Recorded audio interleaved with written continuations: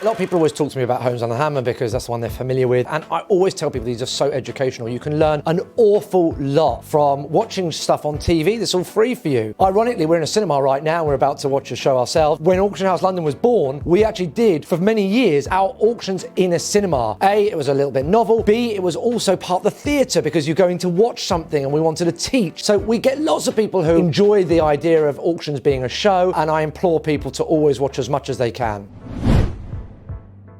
Caveat emptor used to be the sort of the go-to catchphrase for auctioneers when I first started out 25 years ago. Buyer beware. It was obviously the pre-internet era. There wasn't sort of walkthrough videos. There wasn't loads of wonderful pictures of every property. Very often you were literally buying based on the one external shot you were given and the write-up. Those days are long since over. First of all, the Advertising Standards Agency don't allow anything like that anymore. It's a much safer place to buy now, the auction room. It's almost impossible for an auctioneer to misrepresent a building because the video walkthroughs, the pictures will tell the real story anyway. Misrepresentation is a worry. It's a concern with any purchase of any property, but it's not anything that auction buyers should worry about anymore. As long as they've done their homework, either inspected the property themselves or at the very least watched the walkthrough video or spoken to the auctioneers and just asked, can you just confirm it is exactly what it says? You should be absolutely fine in that regard.